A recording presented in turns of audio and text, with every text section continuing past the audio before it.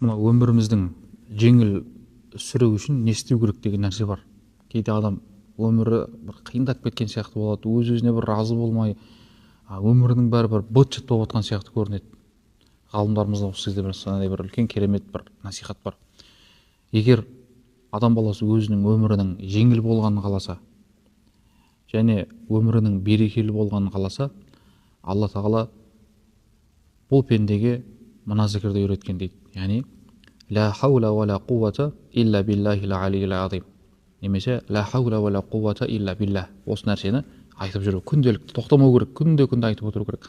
Жұмысқа бара жатсаңыз да, қайтып жатсаңыз да, жұмыста жүрсеңіз де, қай жерде болсаңыз да, осы дұғаны естен шығармаңыз. Бұл нәрсе сіздің өміріңіздің жеңіл болуына алып келетін нәрсе. Біздер пайғамбарымыз алейхиссалату вассаламның осындай сияқты сүннеттерден алыстап жүріп, өмірімізді қиындатып жібердік. Не нәрсемен қиындаттық?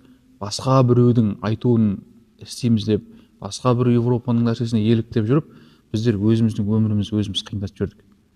Біз пайғамбарымыз алейхиссалату вассаламның осы сияқты хадистердің, сүннеттерін ұмыту арқылы өмірімізді қиындатып жібердік. Егер біз пайғамбарымыз сол хадистеріне қайтып оралсақ, сүннетіне қайтып оралсақ, пайғамбарымыздың істеген істерін қайтамыз орындайтын болсақ, біздің өміріміз жеңіл әрі берекелі болады. Осыны ұмытпауымыз керек. Алла тағала пайғамбарымыз алейхиссалату вассаламды жер бетіне тек қана менің дінімді үйретсін деп қана емес, бүкіл әлемге, бүкіл жер бетіне Алла тағала пайғамбарымызға рахмет ретінде жіберген, мейірім ретінде жіберген. Демек, пайғамбарымыздың сүннетін орындау ол Алла тағаланың мейірімін алып келетін нәрсе. Осыны ұмытпауымыз керек.